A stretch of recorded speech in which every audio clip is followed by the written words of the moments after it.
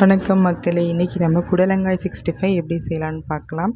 ரொம்பவே புடலங்காய் பார்த்தாலே போர் அடிக்கும், பிடிக்காது அப்படின்னு நினச்சிங்கன்னா இது மாதிரி ட்ரை பண்ணி பாருங்கள். குழந்தைங்களுக்கும் ரொம்பவே சூப்பராக சாப்பிடுவாங்க. இந்த மாதிரி நீங்கள் ட்ரை பண்ணுங்கள். அதுக்கு முன்னாடி நம்ம புடலங்காயில் உள்ள சத்துக்கள் என்ன இருக்குன்னு பார்த்துடலாம். இந்த காய் எடுக்கும்போது இந்த காயில் என்னென்ன சத்து இருக்குது அப்படின்னு தெரிஞ்சாலும் நம்ம சாப்பிட ஆரம்பிச்சிருவோம். இப்போ பார்த்திங்கன்னா புடலங்காயில் அதிக நீர் சத்து, நார் சத்து இருக்குதுங்க. அடுத்து குறைந்த கலோரி மற்றும் அதிக வைட்டமின்கள் ஏபிசி 3மே இருக்குது. செரிமானத்துக்கு சிறந்தது, உடல் எடையை குறைக்க உதவுதுங்க. உடலில் உள்ள தேவையற்ற நச்சு கழிவை டீடாக்ஸ் எடுத்துக்கிறேன் அப்படின்னு நீங்கள் நினச்சிங்கன்னா இது மாதிரி நீங்கள் புடலங்காயை ஒரு வாரத்துக்கு நீங்கள் எடுத்துக்கலாம். நீங்கள் பொரியல் அப்புறம் அவியல் அது மாதிரி செஞ்சு சாப்பிட்டிங்கன்னா இன்னும் நல்லது. இது பிடிக்காதவங்க, ரொம்ப ரிஸ்க்காக சாப்பிட்றவங்களுக்கு, குழந்தைங்களுக்குலாம் இது மாதிரி செஞ்சு கொடுங்க, சாப்பிடுவாங்க. இப்போ இதில் உள்ள உள்ளார உள்ள ஸ்கின்லாம் நம்ம எடுத்துக்கலாம். இது மாதிரி ஒன்று ஒன்றா எடுக்கவங்களுக்கு இதாக இருந்துச்சுன்னா இது மாதிரி 2 பக்கமும் கட் பண்ணிவிட்டு இது மாதிரி சுற்றுனீங்கன்னா வந்துடும்.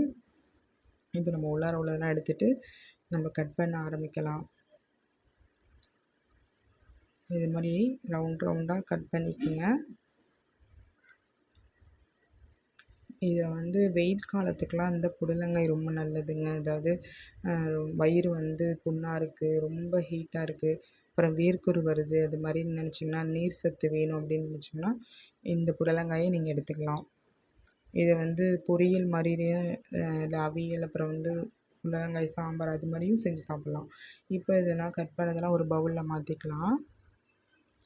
நம்ம எவ்வளோ தான் கட் பண்ணாலும் நம்ம புடலங்காய் செய்யும்போது ரொம்ப கம்மியாயிடும். அதனால் ஆளுக்கு தகுந்த மாதிரி செஞ்சுக்கங்க.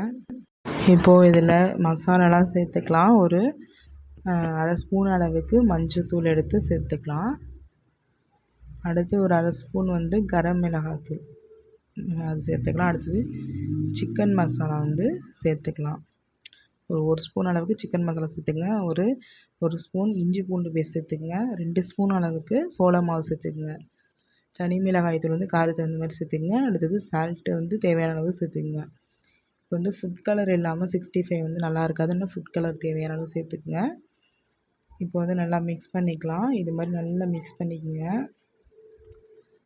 அவ்வளோதாங்க. இப்போ ஒரு கடாய் எண்ணெய் ஆட் பண்ணிக்கலாம். ஆட் பண்ணிவிட்டு ஹீட் ஆகிட்டு இப்போ நம்ம புடலங்காயெல்லாம் சேர்த்துக்கலாம். ஒன்றோட ஒன்று விட்டாமல் ரவுண்டாக அப்படியே சேஃபாக சேர்த்துக்குங்க. இது மாதிரி எண்ணெய் நல்லா காஞ்சதுக்கப்புறம் நீங்கள் போட்டிங்கன்னா காயை விட்டு நல்லா சிம்மில் வச்சு அதுக்கப்புறம் போடுங்க. அப்போ தான் சீக்கிரமாக கருகாது, நல்லா வேகணும். அப்போ தான் அந்த புடலங்காயில் உள்ள அந்த தண்ணியெலாம் சக்கு சக்குன்னு இல்லாமல் கரெக்டான பதத்துக்கு வரும். நல்லா மொறுமொறுப்பாக கிறிஸ்பியாகவும் வரும். சும்மா ஈவினிங் டயத்தில் ஸ்நாக்ஸ் மாதிரி இதை நீங்கள் ட்ரை பண்ணி பார்க்கலாம். ரொம்பவே நல்லாயிருக்கும். அப்புறம் சாதம், அப்புறம் தயிர் சாதம், அப்புறம் அது மாதிரி ரசம் அது மாதிரிக்கும் நல்லாயிருக்கும். அவ்வளோதாங்க. இப்போ புடலங்காய் 65 சூப்பராக ரெடி ஆகிடுச்சு. குழந்தைங்க ரொம்ப விரும்பி சாப்பிடுவாங்க. கண்டிப்பாக புடலங்காய் பிடிக்காதுமா அப்படின்னு சொல்கிற குழந்தைங்களாம் செஞ்சு கொடுத்து பாருங்கள். ரொம்ப சூப்பராக ட்ரை பண்ணி சூப்பராக இருக்குன்னு சொல்லுவாங்க. இந்த ரெசிபி உங்களுக்கு பிடிச்சிருந்துன்னா நம்ம சேனலை சப்ஸ்கிரைப் பண்ணிங்க, லைக் பண்ணுங்கள், ஷேர் பண்ணுங்கள்.